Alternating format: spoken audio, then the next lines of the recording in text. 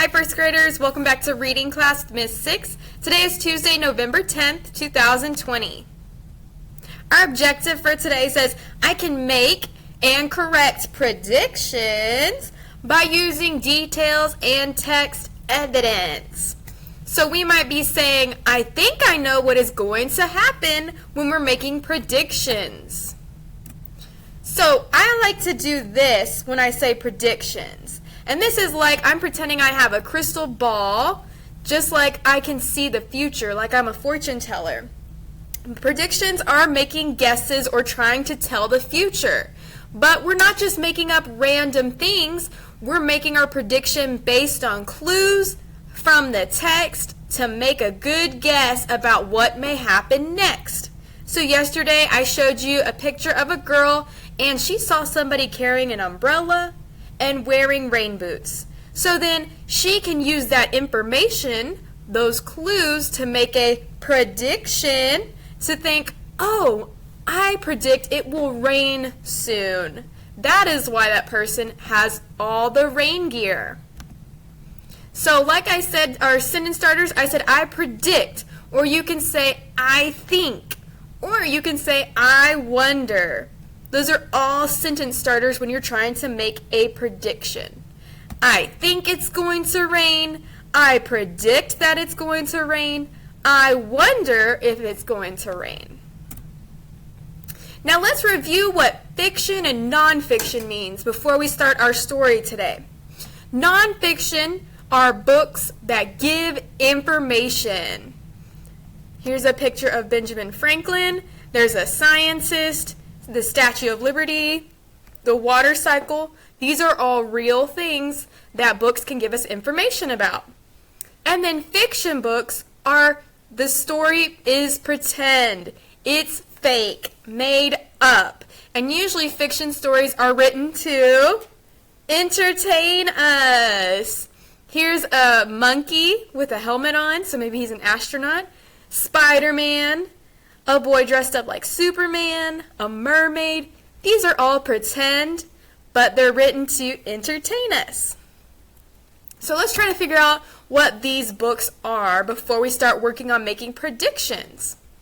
So what do you think this book is? This is what we read yesterday in our Zoom class. Don't let the pigeon drive the bus. And then there's a pigeon right there.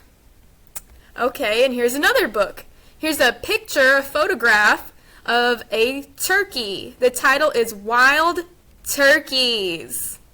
And it looks like a real picture, and this one is a cartoon. So I'm wondering if y'all can help me figure out which one is fiction, which one is nonfiction. Well, I know that in real life, pigeons can't drive buses. This bird cannot drive a bus. So I think this one is fiction, pretend. And then Wild Turkeys, that's a real photograph of a real turkey. So this book is nonfiction. It's going to give us information. Now let's look at the story. This is the one we're going to read today, Wild Turkeys. What do you predict this story will be about? And then let's talk about why. Well, there's a photograph of a turkey, and it says wild. I know wild means maybe out in the country. They're not around humans. They just live with a lot of other turkeys. So I think we're going to learn more about maybe how turkeys can live with other turkeys, maybe what they eat, where in the wild do they live. So those are some of my predictions about what we're going to read about. Gobble, gobble, that is a large turkey. Use the arrow to point to the title and use the check mark. Author of this book. There's the author, written by Faye Robinson. What information do you predict you'll learn about turkeys in this book?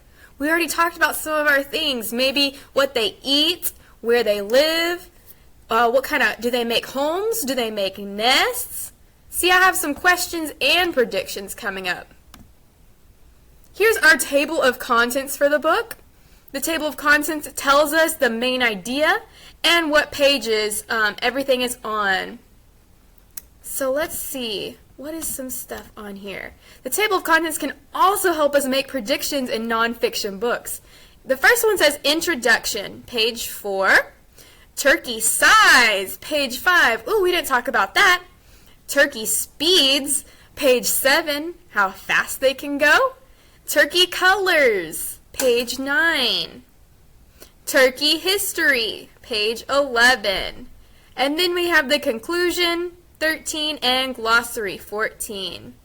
So I didn't even think about some of those things. So now I'm wondering if we're going to learn more about, I predict we're going to learn more about what turkeys are. When we think of Thanksgiving, we think of turkeys. Did you know that wild turkeys live across most of the United States? Wild turkeys are amazing. Oh, remember I said I predict we're going to learn where they live. They live across most of the United States. Wow, yay, we got one prediction. Turkey size. Wild turkeys are huge. Some are 4 feet tall. Some weigh more than 20 pounds. This says wild turkeys can be as tall as some 7-year-olds. How many of you are 7? A turkey can be as big as you. So that's something else we learned about turkeys. Male wild turkeys can puff up their feathers. They spread their tail feathers, making a fan that can be 4 feet across.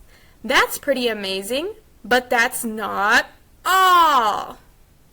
What do you predict is going to be next? We read about feathers and making a fan with their feathers. Let's see. Wild turkeys are fast. Remember we saw that in the table of contents? They can run 25 miles per hour. If a person had a race with a wild turkey, the turkey would probably win. Oh, that's so cool. We learned about their feathers, their speed, their size. So that table of contents really helped us make our predictions. Now, let's think about, was your prediction correct?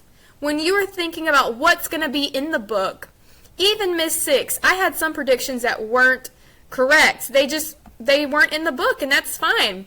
I was able to change it later on, and I said, oh, maybe this is going to be more about turkeys, what they look like, instead of where in the wild they are.